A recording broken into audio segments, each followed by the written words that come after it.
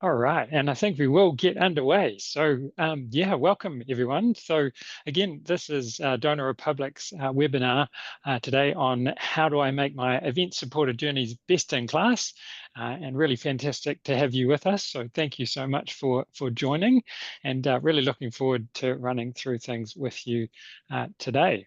So, before we do get started, though. Would like to respectfully acknowledge the traditional custodians of all the lands in which we live, work, and are joining from today. It's really important for us personally and for Donor Republic that we celebrate the diversity of First Nations people and their ongoing cultures and connections to the lands and waters of Australia and Aotearoa, where I'm joining from today in Owairaka, Mount Albert, and paying our respects to elders past, present, and emerging. Fantastic. And so some introductions to kick us off with. So my name's Zeb, short for Zebedee, as you'll see.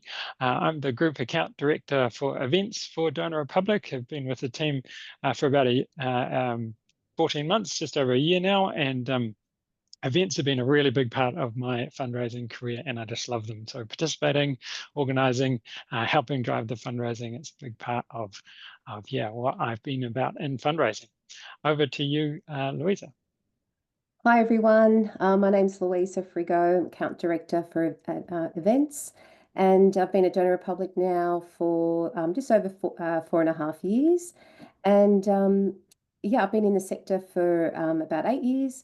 And what I love about events, and in particular with supported journeys, is really just seeing that strategy just come to life and it all come into fruition and seeing those numbers climb. So really looking forward to taking you through today's webinar. Over to you, Dan. Hey everyone, I'm Danielle. I'm also Account Director for events at Donor Republic. I've been at Donor Republic for around 3 years now. And yeah, just excited to dive into all things supported journeys today and just appreciate you all being here. Awesome. Thanks both. Yeah, and so we'll be jumping between us as we talk through today, and really pleased to have you with us. So whilst you've got the three of us today, there is a much bigger team at Donor Republic, and really privileged to work alongside some incredible fundraisers. So shout out to all of our amazing colleagues.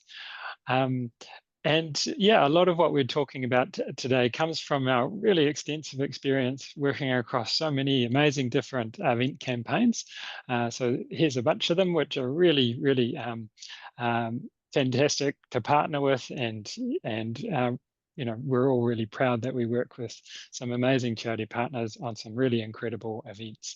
And so some of what we're talking about today is pulling on that, plus those who've actually shared some journeys, which we'll go through in a bit. What we are going to cover is a bit about the participant life cycle and how you actually translate your plan into a journey. Some of the elements of a really top-notch supported journey, what does that look like? Those reviews I mentioned, the ones which came through, which is really nice to see. And then some best-in-class examples of some of the ones which we've developed. Bit of a Q&A at the end, but do feel free as we go through, pop any of your questions in the Q&A function. I'm pretty sure that the chat function is disabled for this webinar, but the Q&A should be live, so jump in there.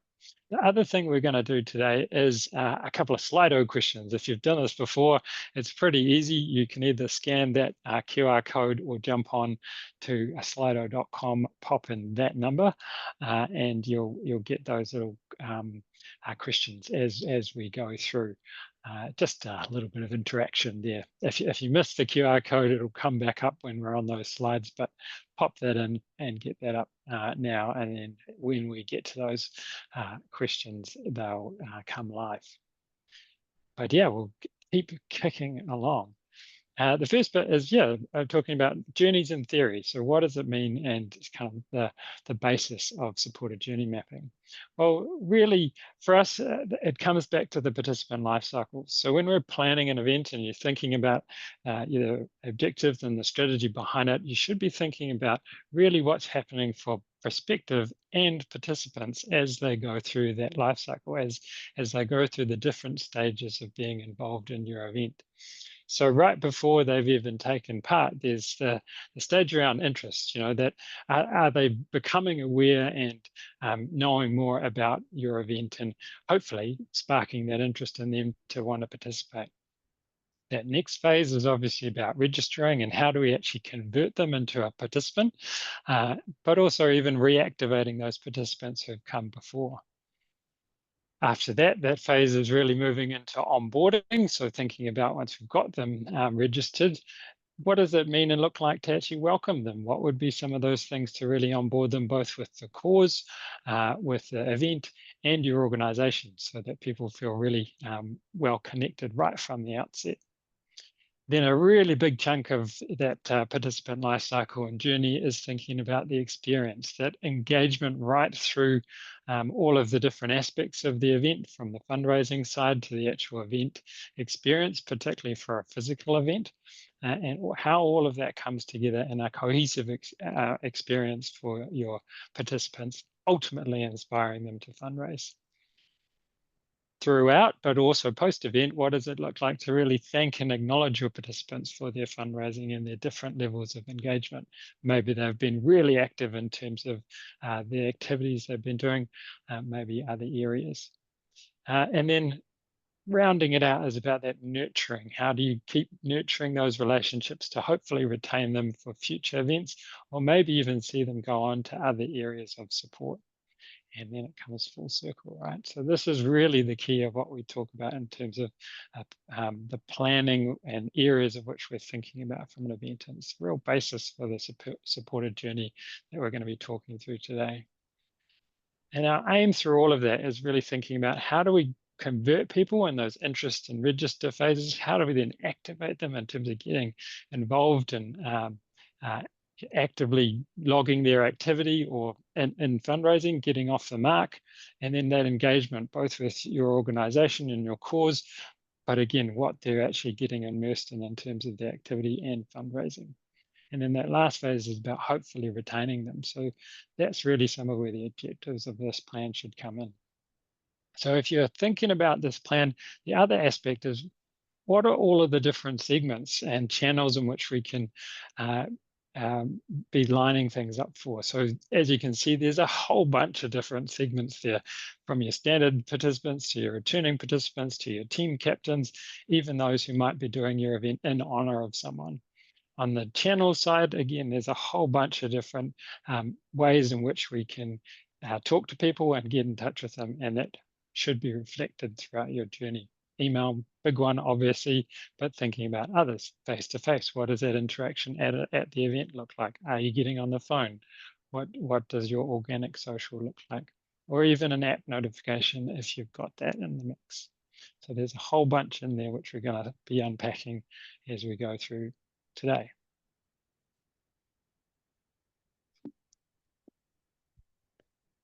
And I'll pass over to Louisa.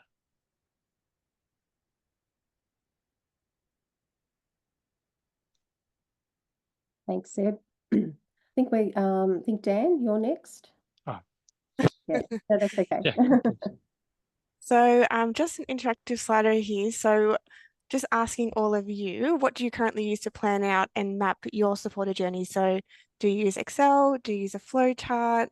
Do you use Word? Or is there nothing that you currently use at the moment and you kind of do things ad hoc?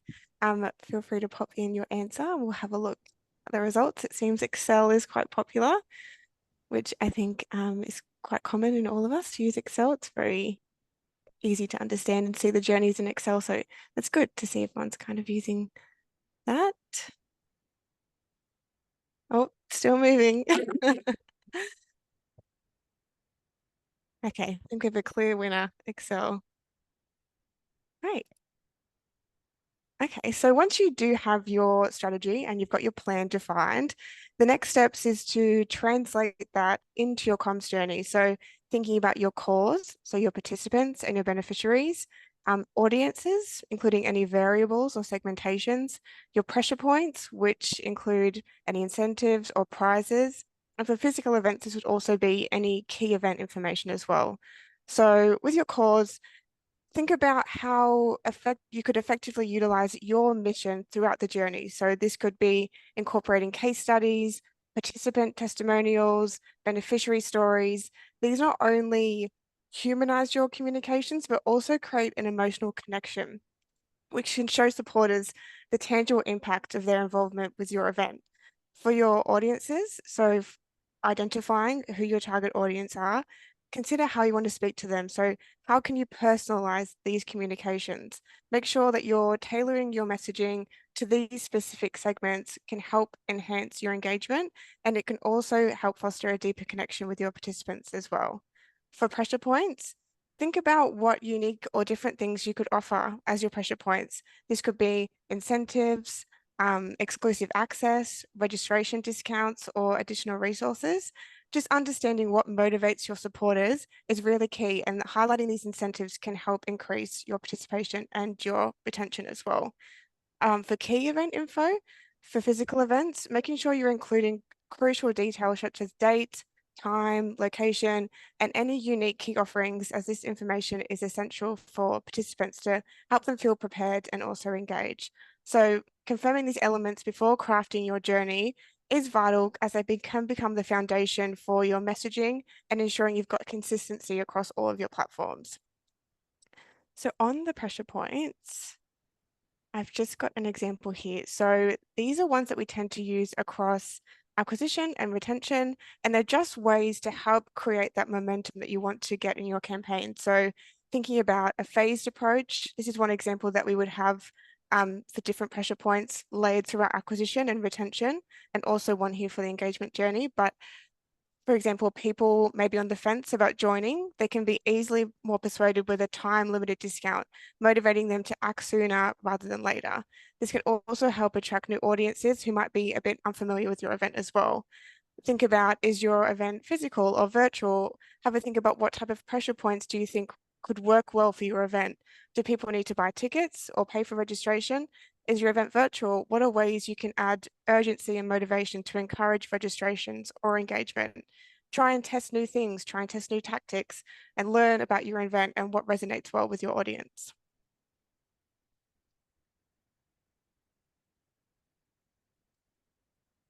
For cause, so one of the most powerful ways to interact through your cause is just to humanize things. So um, showcasing real stories from beneficiaries or even the staff and team at your organization, they can illustrate the faces behind your work, making it relatable and tangible for your audience.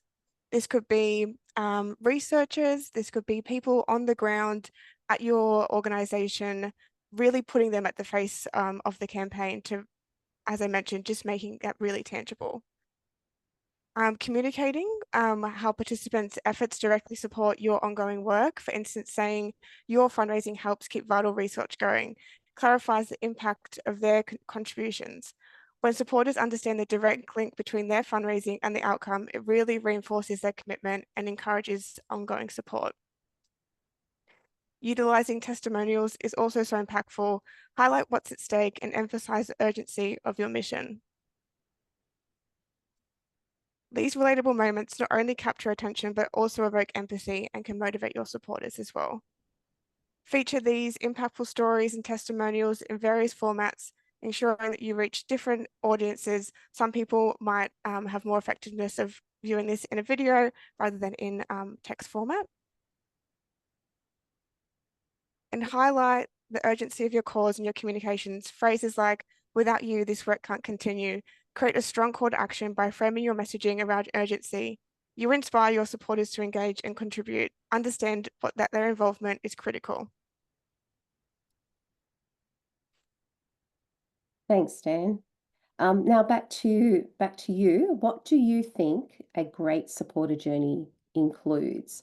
So if you could just add in a word or two of what you think it would include.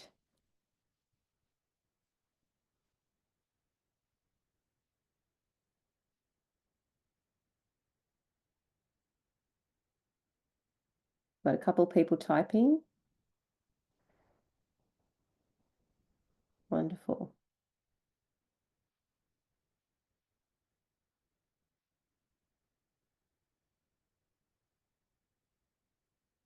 Love to see that, yeah, connection to cause is really quite strong. Yeah, and personalization, absolutely.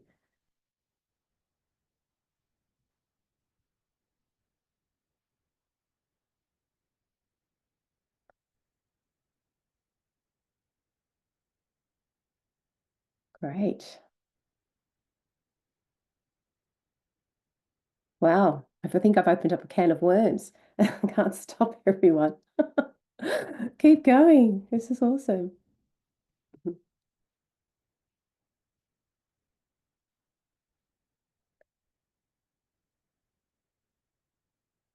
Thank you so much, everyone, for sharing what you think makes up a great supporter journey. And it's so wonderful to see that a lot of things that we will be talking about are included there. So thanks again.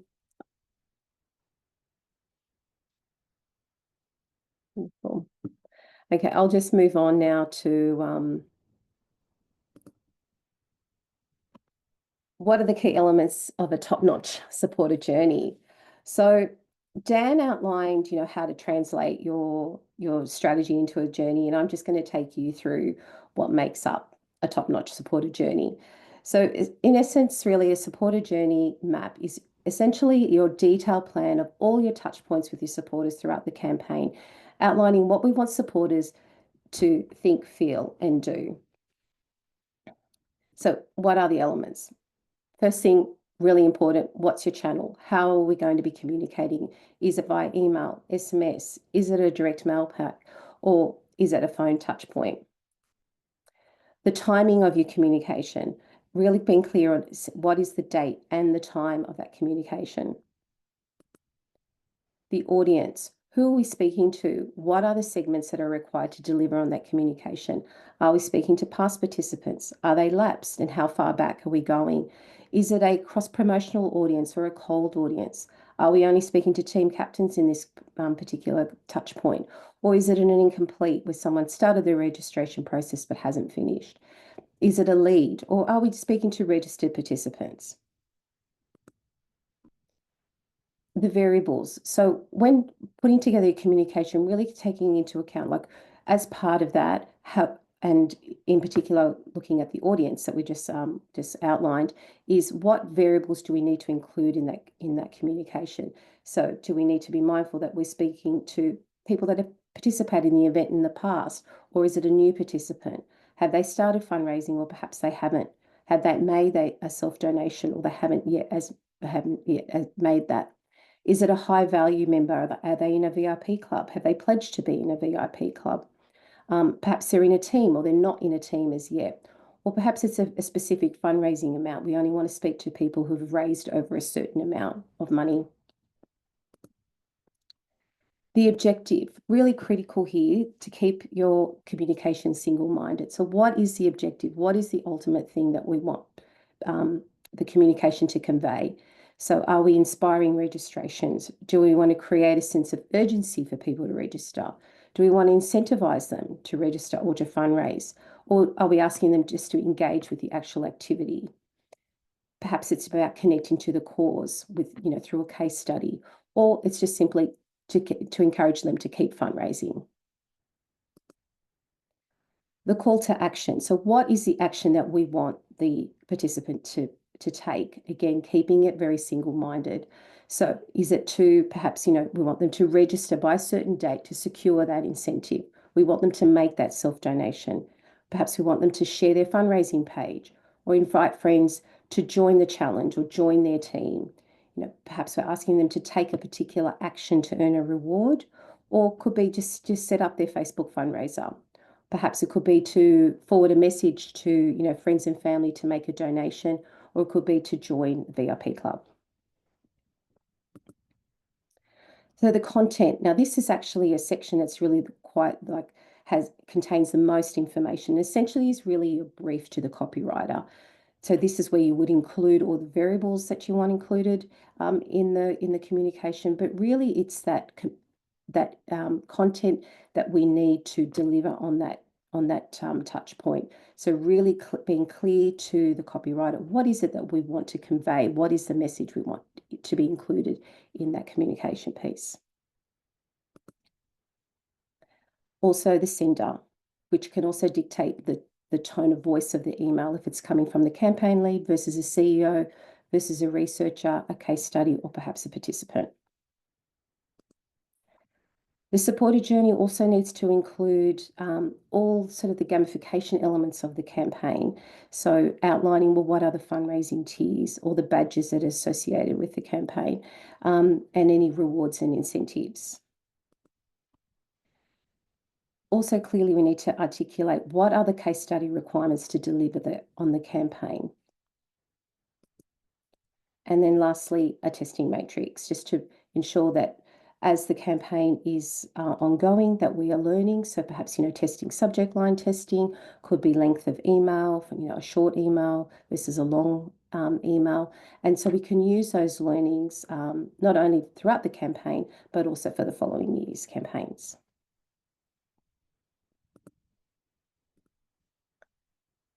So depending upon your campaign strategy, the supporter journey can include all or some of the following journeys. So a lead gen journey. So if you're running like a lead gen campaign, or you want to increase awareness of the event, or a campaign which is maintaining your market share, you want to include a lead gen journey within your overarching supporter journey to convert those leads into registered participants. Your supporter journey should include an acquisition journey where you're cross-promoting to other supporters who haven't participated in the event, or as a cold audience, so a purchase list. Retention journey essentially is promoting it to your past participants, encouraging them to re-register and acknowledging their past participation. Obviously, if it's a new campaign, you wouldn't include that, but this is for rolling, ongoing campaigns. A welcome journey. So as Zeb outlined earlier, as part of the participant life cycle, is that onboarding strategy. And so it's bringing that to life. So how do we welcome and onboard our registered participants to the event and to the cause? And it's really providing that key information for participants to prepare them for the event and to engage with them.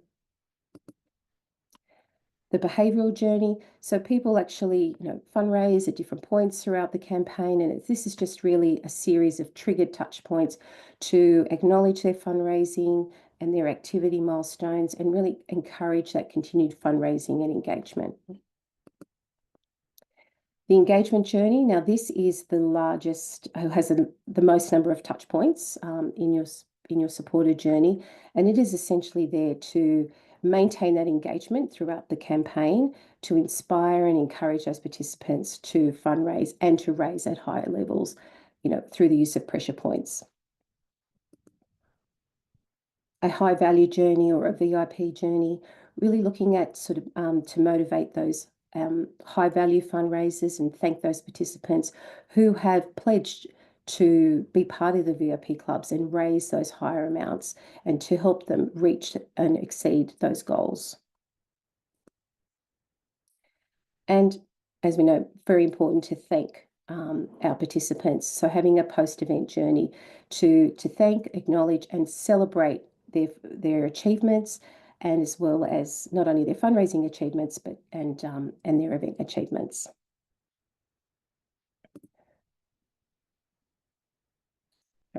Over to you, Zeb.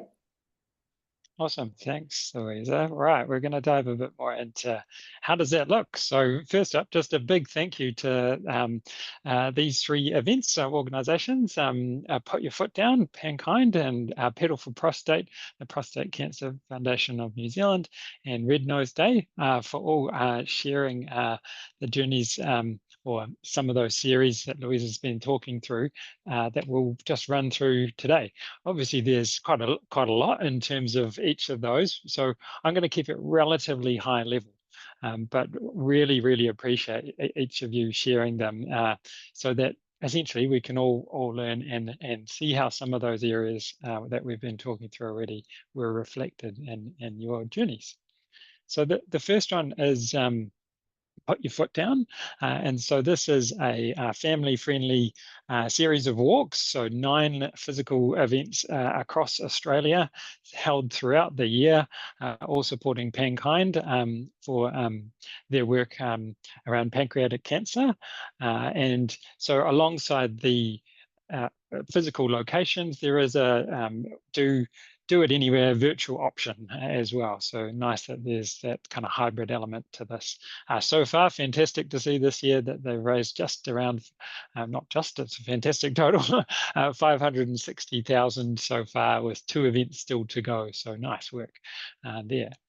And so what we saw, and so this is, again, a high-level overview of some of the different theories which were shared. So their welcome journey looked like that. So a series of 4 emails in terms of how those were sent out in terms of the phasing of those. So on registration, a really nice welcome that was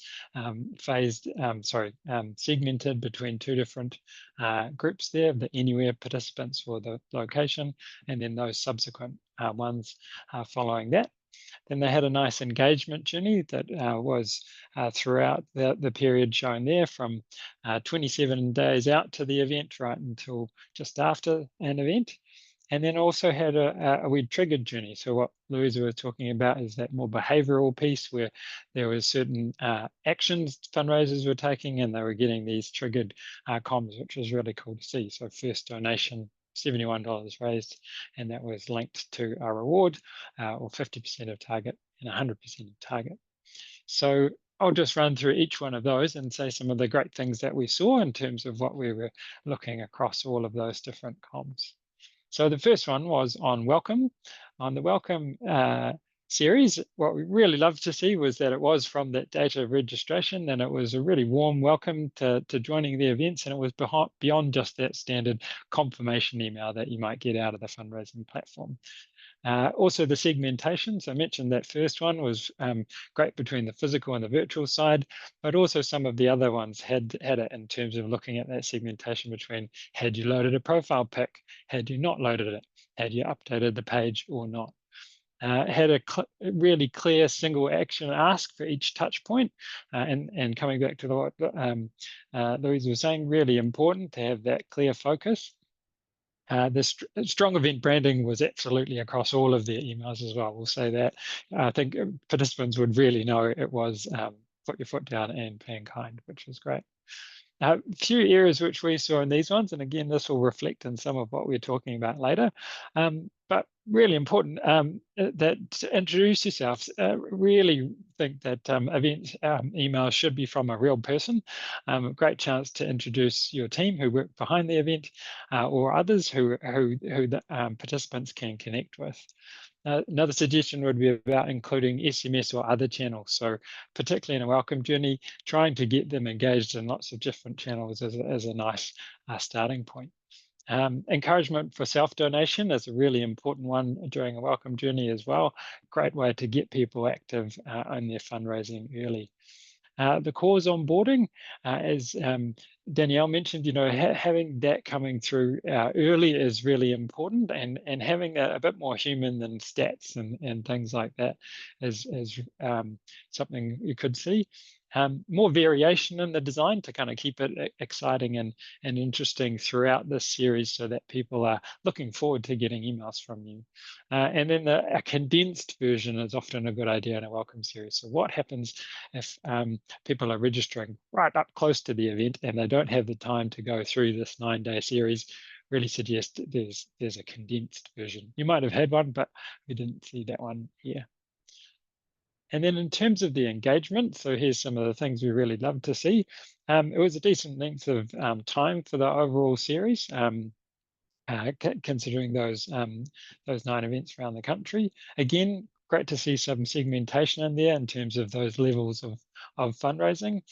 Throughout, there was a lot of tips about sharing tips in terms of encouraging fundraisers what they could do.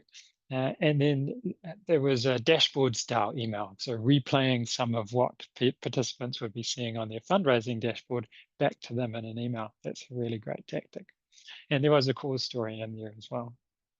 Some of the areas we thought could be improved in this, again, really important to have it from real people, campaign lead, but maybe some other people as well. Some of those cause stories, having an email from them potentially. Again, using SMS would be a good one to think about, and making it even easier to fundraise. Some great tips and things in there, but share the resources, have the actual template within the email.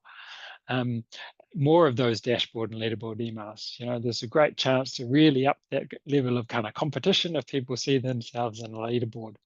Utilizing the PS. I'm not sure any of the emails had a PS, and it's a great one. It's a good tactic that's well known from appeal science, and in terms of a great way to reinforce key information. Considering those fundraising pressure points and how you might promote those throughout, and again, more core stories and impact would be a really good thing to see. On that triggered journey, here's some of the things which are great to see and would encourage everyone to think about.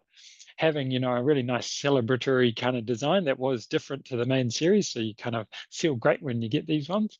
And the rewards email in terms of when it hit and the kind of confirmation of the details. So this email too was aligned with a physical reward. So if you are sending those out, great idea to actually confirm the details. So that was really good.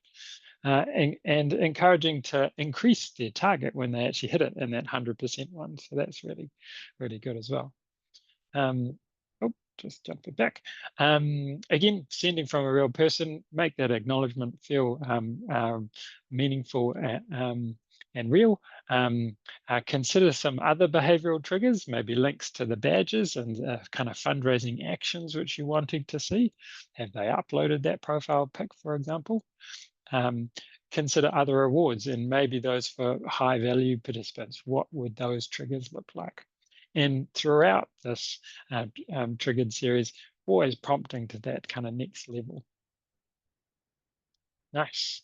The next one was Pedal for Prostate. So this is a one-day physical event held in October. It was just a couple of weeks ago, where participants ride around Hampton Downs Motorsport Park here in the Waikato in Aotearoa. And the aim is to complete as many laps as you can within 4-hour periods. We've got an endurance challenge there. And fantastic to see that they were just right near their target this year. So nice work, team. And the one that they shared with us was their acquisition journey. So this is another good example for a physical event in terms of the length of time you need in terms of signing up for something like this one. So this started 93 days out from the event, and then it went right through until 18 days before the event. And so a couple of things to note in here. There was an early bird entry deadline a couple of months out. And so you can see where that sat in terms of the journey. There was also an incentive draw. So if you registered before a certain date, you went in the draw to win a fancy smartwatch. And then there was an online entry deadline. So actually, in terms of if you wanted to enter online, you had to get in 5 days before the event. Worth noting as well that these email 2 and 3 and emails 4 and 5 were actually just chaser content. So they were replicants of earlier versions, however, taking out some of the pieces which were no longer relevant. So in terms of what we really love to see in this one, there was a decent number of acquisition emails given that time period, and giving those past participants early access. So that 1A there was just to those previous riders, which is nice to make them feel special and get in early. Initial push and urgency to that first early bird deadline pressure point was quite clear. And the acquisition incentive having another pressure point to nudge people towards.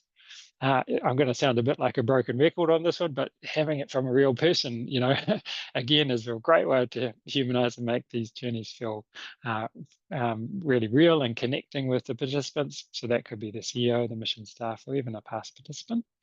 Encouraging people to join the SMS, other channels. Thinking about those within acquisition journey is really important. DM or phone in particular for high value participants. varying the content of those chases would have been a good idea, because we typically see that straight resend emails aren't that effective. So it's always good for there to be a different reason for people to open. Final reminder, potentially before that final online entry deadline, and including some cause-focused touch points alongside an activity-focused one, even an acquisition can be a good idea. So yeah, thank you to the Beautiful Prostate team for sharing that one. And the last one was Red Nose Day. So Red Nose Day is a really iconic virtual campaign to fundraise, to buy merchandise, or give to the Red Nose Appeal, and to support their quite serious cause around helping stop little lives being cut too short, and help support grieving families who may have lost a little one. So yeah, a really important cause that's been going for a long time. So their journey, I have to say, was quite complicated. These are some of the different segments, and they actually set it out and mapped it quite differently to the others. So it was these 6 plus another 6 segments, and all of them had a bunch of different emails and touch points on each of those segments. There were some areas where they kind of cross-cut across segments, which was great to see. For example, this email 2 was about, saying the shop's open for pre-orders, get your order in, or that there was a free gift if you ordered some merchandise. On the peer-to-peer participant side, there was a few that kind of cut across, where it was either a pressure point on email 4 or the end of financial year, or even highlighting the dollar match. And then obviously Red Nose Day itself, really great to see that that was right across all of them. But it was kind of interesting to see that this was mapped quite differently to what we see for other campaigns. What we really loved to see in this one was that high level of segmentation, and considering quite carefully what different audiences will get.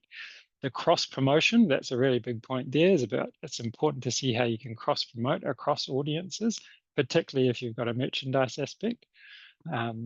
A specific journey for the in honor or tribute fundraisers, people are doing it in honor. And then a specific journey for volunteers. I think sometimes volunteers can be missed out and forgotten about in journeys, so it's really great to see that there was a specific one for volunteers. And it was from real people and varied senders. So nice work, team. Areas for improvement here, and things to remember, is we can get these too complicated, right?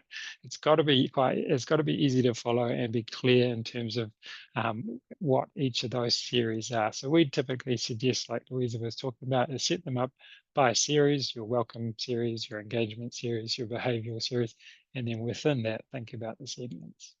Consider that high value segmentation across the audiences and what specific tiers and rewards fit in just for those high value participants.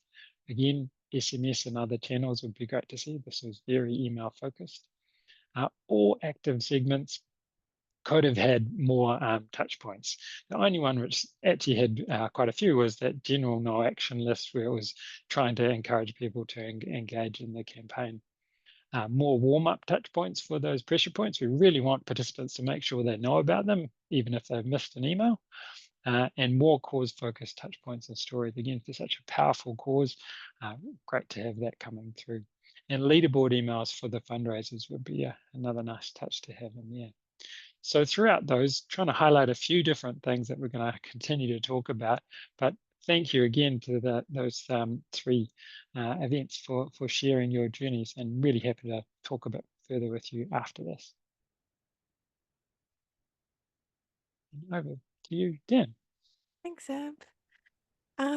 Firstly, a shout out and a thank you to the Black Dog Institute team for allowing us to share their strategy for the campaign this year.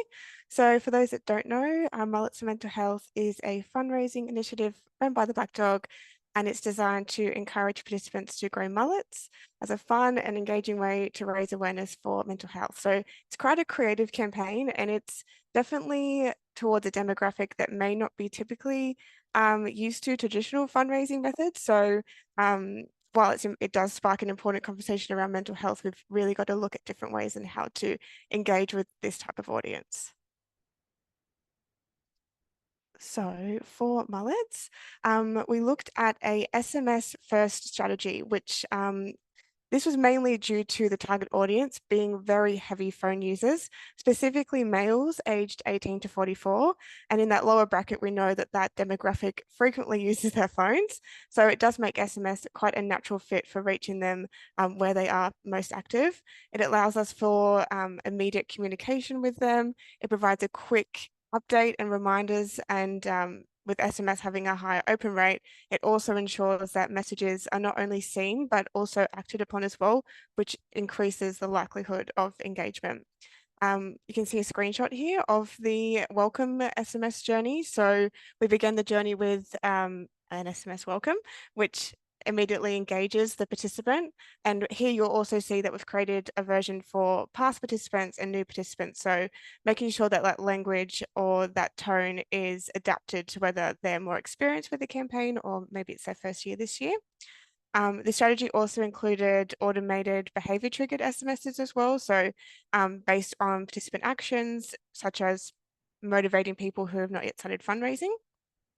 So these timely messages are designed to maintain momentum and encourage action and ensuring that we're just really engaging with these participants in the best way suited to them. So when crafting your supporter journey, it's really crucial to choose the right communication methods for different moments. And each method serves a unique purpose and can significantly enhance the overall experience for your participants as well. So SMS is ideal for quick onboarding and immediate engagement. It's also great for any behavior-based nudges as well, allowing us to send timely reminders and motivational messages that resonate well with participants. For example, sending a welcome text immediately after sign up ensures that participants feel acknowledged and excited to start their journey. Phone calls. Phone calls can be particularly effective for high value supporters or maybe lapsed participants. There's nothing like getting on the phone and talking to people and finding out, why they haven't come back, or really having that one-on-one personal connection to interact with them to really strengthen that relationship. Showing that you value their support and encouraging them to re-engage with the campaign is really important. And a phone call just allows for that deeper conversations as well. So a time to address any concerns and reinforcing the impact of their contributions as well. Email is still essential. I'm not saying not to email people.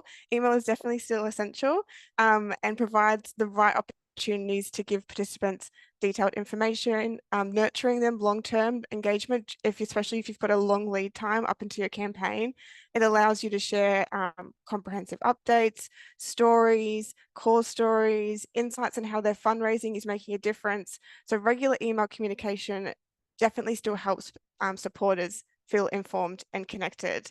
And it also helps foster a great sense of community between you and the participant as well. So for mullets, they did succeed by aligning SMS with the habits of their target demographic. So males in that younger age bracket. This age group typically prefers quick, concise communication methods, which is why SMS was an effective choice. So when planning your communication strategy, just consider your target audience and how best to reach them and what resonates well with them. We all know that, you all said it before in the word cloud, multi-channel, I saw it a lot. So multi-channel approach is very vital for creating a seamless supporter journey. So combining SMS, email, phone calls, and all the other touch points that Zeb mentioned as well, you can really enhance your engagement with your participants and ensure that they're feeling connected through their fundraising efforts and their participation. So I think each channel plays a specific role, but working together to how to guide your participants and the right balance of and volume of each is something you just really have to consider when you're writing out your journey.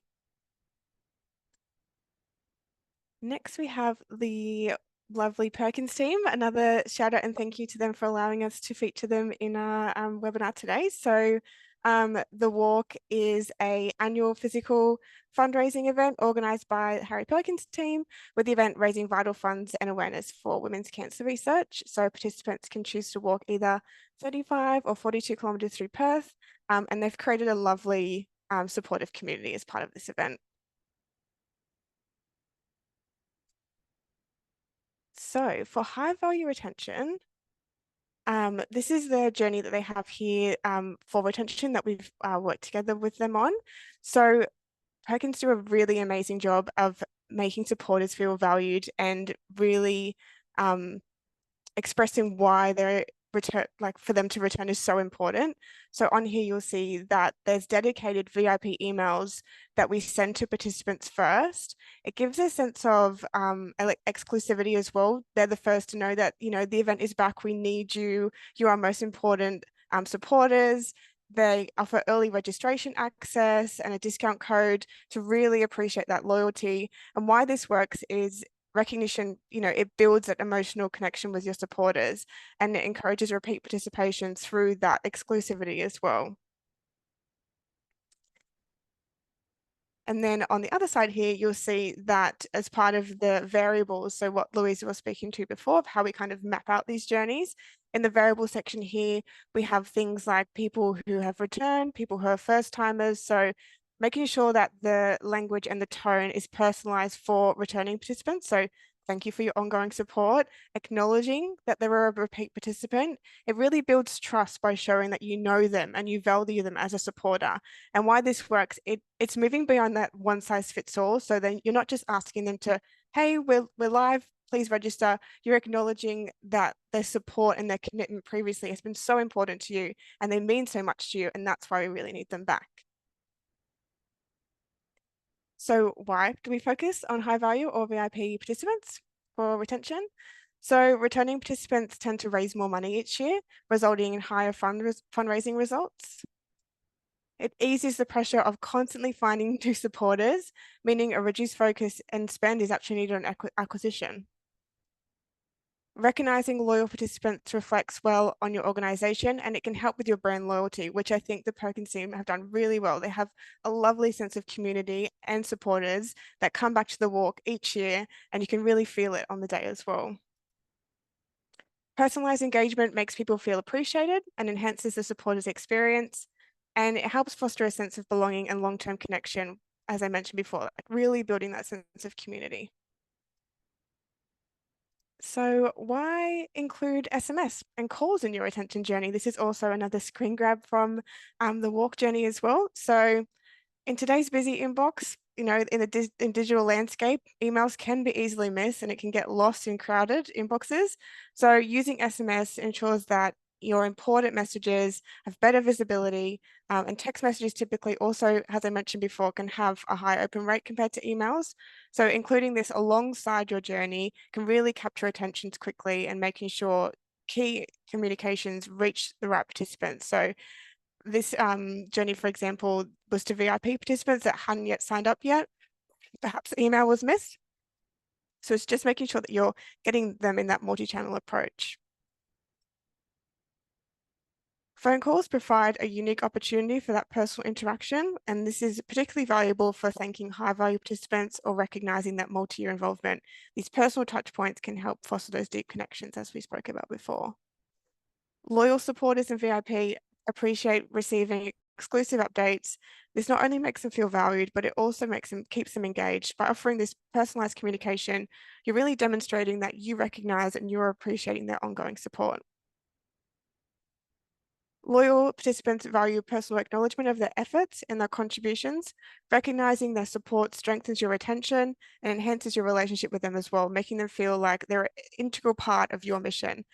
And this acknowledgement can take many forms, so personalized thank you messages to invitations for further involvement. Using SMS and calls alongside emails creates a layered communication approach, and this strategy ensures that participants receive consistent messages across multiple channels, which reinforces their understanding and engagement with your cause. When supporters receive messages through various channels, they are more likely to feel informed and connected to you as well.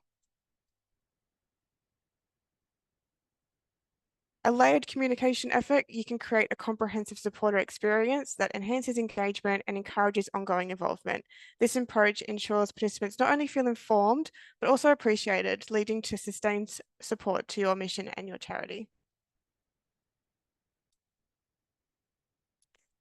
So some people might have seen these before. So in our engagement journeys, we tend to include dashboard and leaderboard emails. They also to have the highest level of engagement because they really tap into that curiosity and inspire that healthy competition between participants.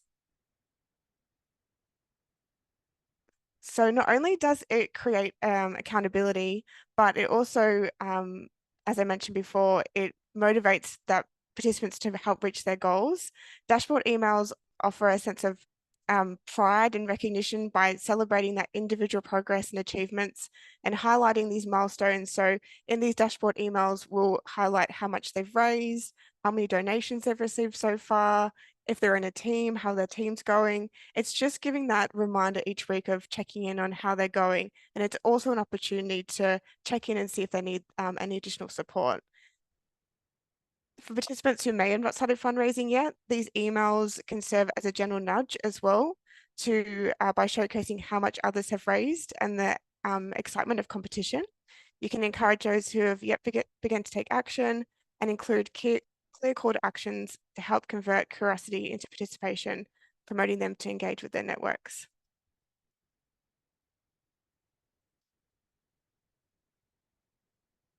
Leaderboards displayed in these emails promote a friendly sense of competition as well among participants. We find these emails always tend to have the highest engagement rates and the highest click-through rates because people just really want to be on top of that leaderboard. It can lead to increased fundraising as well as participants just strive to outdo each other. Dashboard emails can also be an excellent platform for offering tips and encouragement to help boost fundraising efforts, including suggestions for fundraising tactics or reminders about any upcoming challenges helps participants also feel supported. By integrating dashboard and leaderboard emails into your engagement journey, you can create a dynamic and motivating experience for participants. These emails not only enhance accountability and recognition, but they also inspire action and some healthy competition, ensuring that supporters remain engaged and motivated.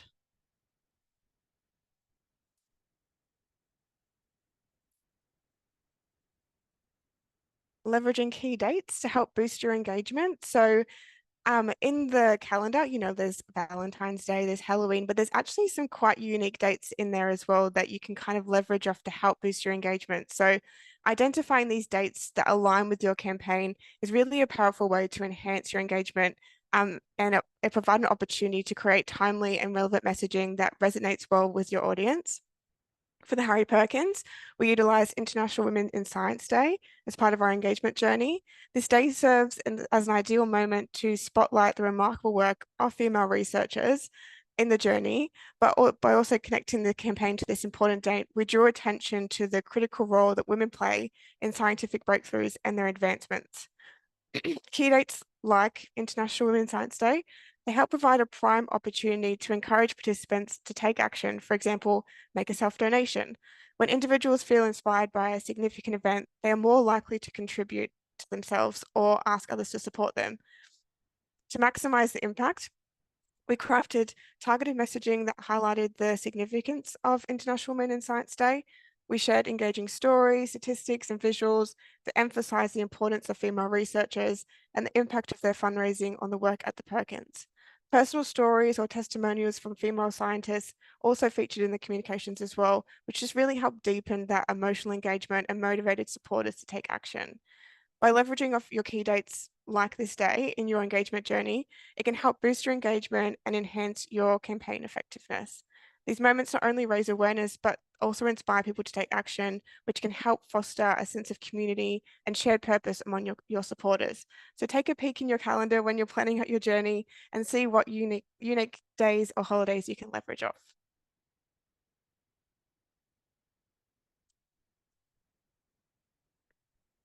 So your tone for your event. So Harry Perkins are quite lucky that they can be quite fun when they need to be and where it's obviously relevant.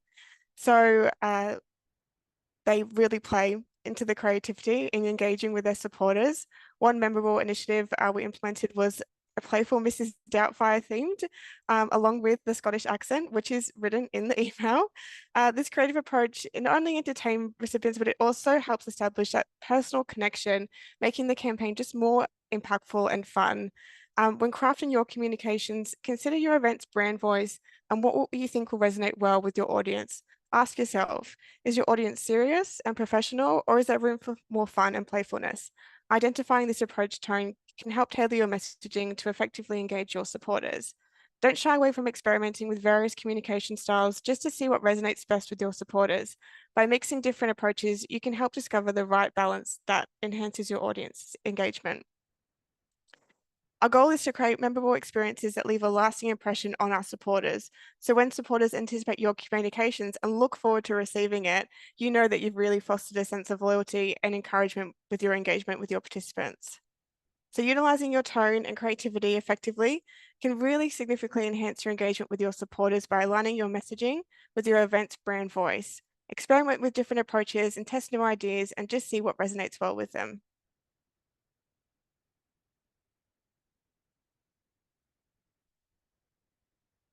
So there are many ways you can speak to your supporters, as we've spoken about earlier. And I know that sometimes when you're trying to plan out your journey, you're thinking about the behaviors and how people have supported you in the past and how you want to best speak to them. But once you start thinking about it, there really is so many different ways that you can speak to people, whether that be if they're a VIP member, whether that be if they're in a team or if they're not in a team. Is it their first year?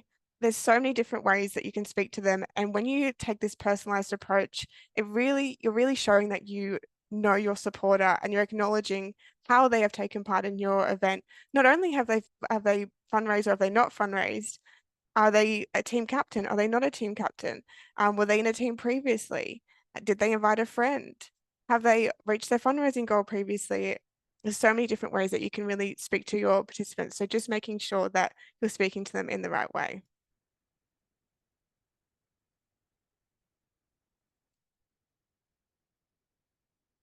And the importance following that of segmentation is just really crucial. Just as I mentioned, just making sure that we're speaking and tailoring communications to these participants based on their behaviors. So it can help address the unique needs and motivations of different segments. So if a person hasn't started fundraising versus if they have started fundraising, you want to make sure that you're talking to these people differently. Sending tailored messages like encouraging self-donations for those who haven't contributed yet, it can help boost your overall engagement and your response rate. Engaging VIP members differently, as I mentioned before, those with 1 or 2 years of participation, it just fosters that sense of belonging and then can encourage their continued involvement and trust that you know them. Segmentation by action, so such as those who hasn't updated their profile picture or shared their fundraising page, it holds participants accountable and motivates them to take action. And by understanding who has raised funds and who is close to their goal, we can understand and focus where efforts are really needed and where they are most effective. And lastly, recognizing team captains versus individual participants. Your team captains are going to be a lot more engaged than people that aren't. So making sure that you're giving them the spotlight that they need. And sometimes, depending if teams are, quite a big focus for the event, team captains will tend to have their own journey just to make sure that they're getting the stewarding process that they need. And on the right here, you'll see then here's an example of ways that we would speak to people if they were in a team, if they were a team captain, and if they have not made a self-donation, just as an example. Cool. Okay, over to you, Louisa. Thanks, Dan. Also, yeah, I just want to shout out to the lovely Reach Out team. Thank you very much for allowing us to share your journey as well in today's webinar. So for those who don't know, that Reach Out is an organisation where their vision is to provide better mental health and wellbeing for young people. And Laps for Life is their peer-to-peer fundraising challenge to swim in March and raise funds to prevent youth suicide. And just before I lead into this, so the journey that I'm going to be sharing today as part of the Laps for Life campaign is their behavioural journey. So earlier where Zeb was outlining the participant life cycle, and in particular when people are in that experience part of this life cycle, we want to ensure that we are providing that really great experience to engage participants in the event and inspiring them to fundraise.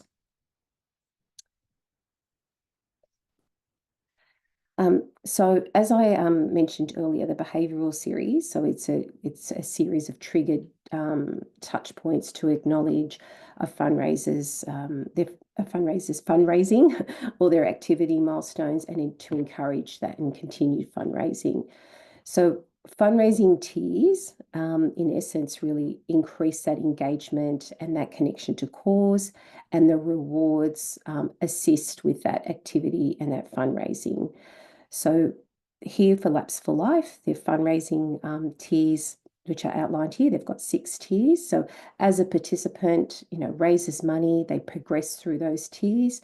So in this case, the first tier is a fabulous freestyler, and all the way until they become a member of the VIP club, which is Thorpe's Heroes. So as they're progressing through those tiers, you can also show the participant how many young people they've helped. So the participants are aware of that incredible impact that they're making with their fundraising, and to also make them feel really, proud of their achievement. Now, those rewards, we have rewards that are linked to those tiers, and the rewards are there to keep participants motivated and to help them reach. So once they reach each of those dollar thresholds, is to reward them for reaching that threshold, and to encourage them and motivate them to keep progressing through those tiers. So essentially, as participants climb those tiers at different times throughout the campaign, so this is where the behavioural journey plays a really important role.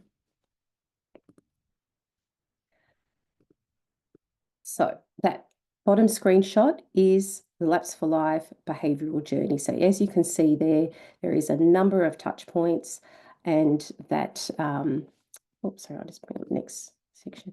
There's a number of touch points that make up that journey. So I've just taken a snippet of a couple of those touch points. So I just took you through what the fundraising tiers are for the campaign. So for each of those tiers, there is a touch point that is part of that journey, so that we are, as people reach each of those fundraising tiers, we actually ensure that there is a communication or a touch point that will trigger as part of that series.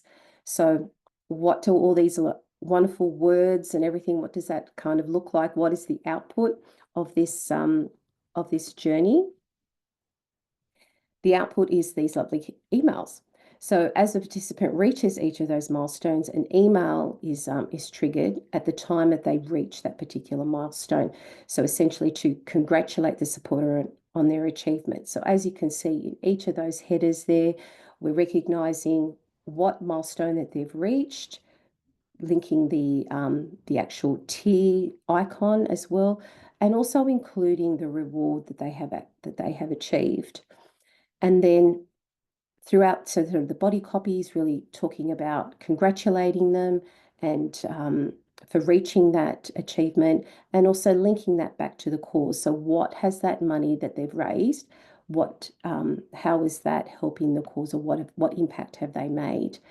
And then as to encourage people to kind of reach that next milestone is to showcase, well, if you reach that next tier, this is going to be your next reward.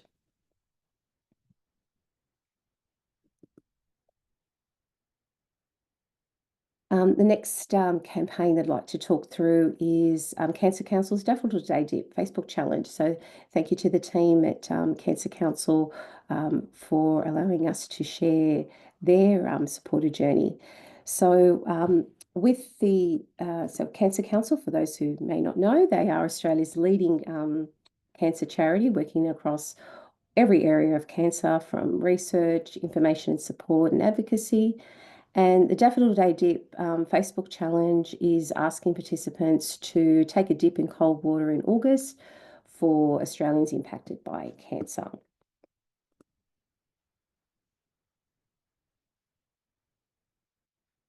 So with Facebook fundraisers, as we know that, fundraising is all driven through the participants' Facebook fundraiser. So creating that sense of community is really critical to the success of any Facebook challenge.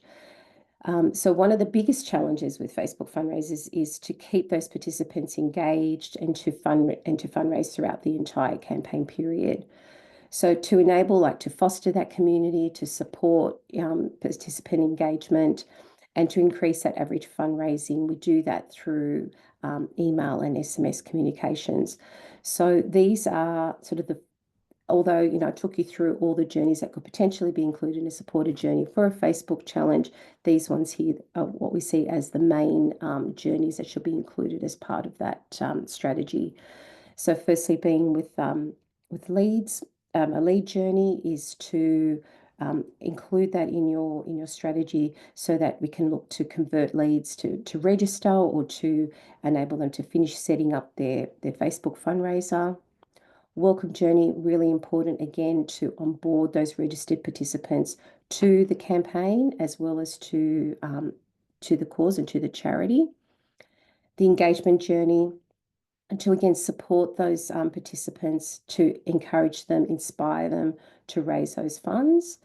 And again, behavioural journey, really just to encourage and acknowledge that fundraising as they reach those certain milestones throughout the campaign. So in summary, we've taken you through, Zeb's taken you through some really great journeys that some organisations shared with us. We've taken you through some of the best in class supported journeys. So really having that well thought out sort of best in class supported journey to support your acquisition, your retention, your fundraising engagement that's outlined in your wonderful strategy will really help deliver a greater number of participants who will raise more on average and at the end of the day deliver a really successful campaign. So thank you very much for your time, and we will like to hand over to yourselves. If you've got any questions, please feel free to share them in the chat, or otherwise feel free to reach out to us. But I'll hand over to Zeb. Yeah, thanks, Louisa, and thanks, Dan, before that, sharing some great examples from some of those amazing campaigns that we work on. Have had some questions through the chat that I've been tapping away on, which is brilliant. Do keep them coming if there's others. There's one here from Libby, which is, it would be great to hear what systems all these organizations are using to link the data together and facilitate these multi-channel touch points. It seems like there's a lot of hands-on admin. So yeah, do either one of you want to answer that one? Well, that's something we can definitely help you with because I know that it does seem Yeah. like it is a lot to try and execute. So typically our clients provide us with the data that they'd like to target, and then we'll help manage the execution across these multiple channels. So for email, for example, we use Campaign Monitor. We sync this with Run Gopher for all our SMS messaging. And then what we would do is work with our digital team, making sure that they have that same data to target on social media as well for acquisition. And then for phone calls, that's also something we can help with as well. We have a wonderful team that is in the relationship management team to also target that same data. So yeah, it's definitely something we can help with. Yeah, And nice. so just to add to that, I was going to so for example with Campaign Monitor, it allows, because you were talking about it being very you think it's very manual, but we can actually create all those various segments. So in the one email, you can actually segment new participants, past participants, lapsed participants, ones that have started fundraising, ones that haven't. So all in the one email, you can have so many segments. So to ensure that so you've got the one communication and that participant that receives that email is receiving the correct version. So, yeah, we can organise to set all those segments up with our wonderful production team. Yeah, and I would just say to round that out, Libby, so absolutely, working with an organization like ourselves to really make that happen is one way to do it. But even if you're delivering it yourself, just being really mindful of some of what we've talked about and how achievable all of those segments and things are for yourself. It's better to have some journey than none, and to be thinking of what you can deliver. So even if it's utilizing your fundraising platform to get some of those triggering ones going out, or thinking about what can you achieve in terms of pulling in those different areas of data. Starting there is a good place to do it if you're delivering it in-house. Hopefully that's helpful. Awesome. We've got Pre has thoughts on giving participants a choice in terms of the journey length and number of emails. Yeah, a really interesting one there. Pre, it would be interesting to see how you'd let people choose that. I'm not sure if we've done that in terms of people choosing the length of emails they get.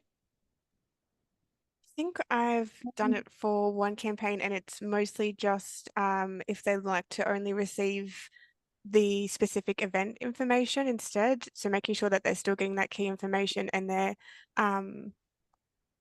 we find that if people opt out, then they don't receive that, and then they don't know where to go or have the details for the event. But I think it's quite difficult because obviously you want to be able to provide people give them the opportunity to steward them properly with fundraising. So I think it's about striking a balance of if they are to opt out, maybe it's a shorter journey and still including some touch points to encourage fundraising, and maybe it's not a full length journey if you're worried about overwhelming participants. But we do find that the length of our journeys tend to do really well, and they don't really tend to have quite a high unsubscribe rate. So maybe that's something you could also look at if you have a lot of people opting out. Maybe it's something that your participants do need. Yeah, And I think it's also really important to remember we're really the only ones who see it in its entirety, right? So sometimes when you look at these and you go, gosh, there's a lot of touch points.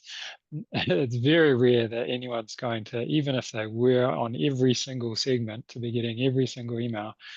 We can guarantee that no one's opening every single one, no one's reading every single one to that extent, right? So we've got to remember that people will pick and choose what they want to engage with. So I think a lot of time we self-select for our participants, and we should always be putting it back in their court.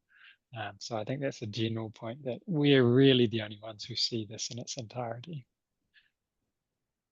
and yeah, I just wanted to add that on a campaign that that I work on is that depending on tenure. So if somebody has participated in the event, we've actually set up sort of different segments or audiences based on their tenure.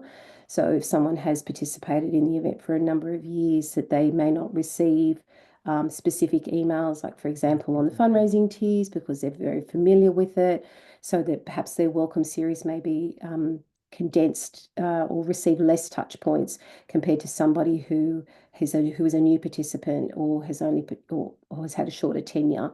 So that can also be set up as well from the very beginning of the campaign. Yeah, nice. We had another related question, which I'll just jump back to because I think it's really important. This one about opting out and offering that. So it was an earlier question around. Libby asked around what's thoughts on event-specific opt-outs. Should you be offering those particularly for acquisition audiences? And in general, yes, I think rather than offering just a general unsubscribe global, take me off the list to everyone for every email, it is a really good idea to have segmented options for that, so that again, you're putting it back on your supporters that they can choose what they would like to engage in. The flip side, coming back to the data piece, is to be able to make sure that you can make good and deliver on that, because I have seen before organizations offering that and then still sending lots of options, which is really a no. So make sure if you are offering that segmented opt-out that you are then following up and not sending to those people the things which they're not keen on. And in general, if people are signing up to an event, it's perfectly reasonable to assume that they are interested and want to get information on that event. And that can include, if it's a fundraising event, fundraising and event information. So you don't legally have to give them that option to not receive for the event, for the campaign which they are actively signing up for. But it's again based off your organization and your own preference around whether or not you're including that event specific opt-out. We had another couple here. So May asks, keen to hear thoughts on journey post-event. When do you get fundraisers and donors into appeals? This is a tough one, I think, because I think with fundraisers, especially for events, they're not typically donors. So the way that they support you is by fundraising.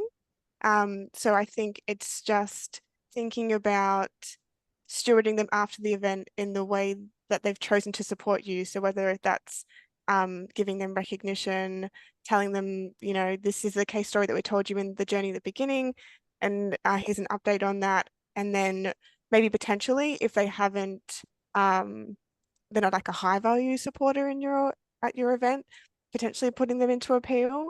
But I think yeah, it's for event fundraising, it's a bit tricky because they're not typically the donors. They choose to fundraise. What do you guys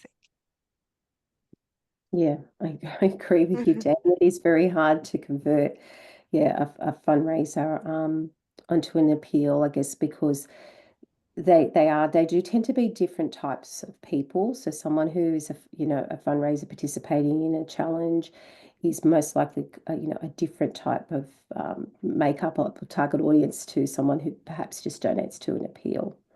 So it Yeah. is quite a difficult transition. Not that it doesn't happen, it can't happen, No, but yeah.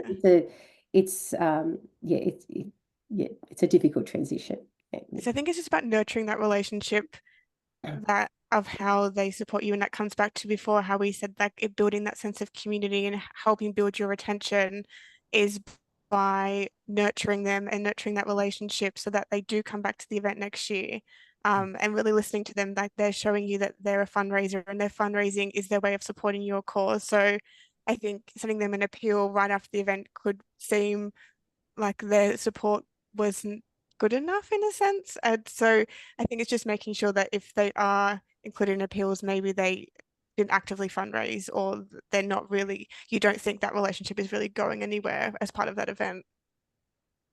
Yeah, remembering that engagement with your cause is not just post-event, right? So it's all of that engagement through the event, right? From the welcome and onboarding them through that engagement experience series as well, through to the post-event and what some of those other opportunities might be for them to stay engaged and thinking carefully about which ones are those.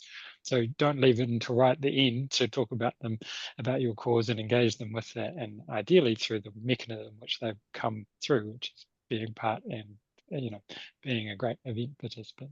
So, thanks, mate. Then we've got one last one here from Porna, which is thoughts on engaging donors in previous events to convert to fundraisers. So I think we've just been talking about that.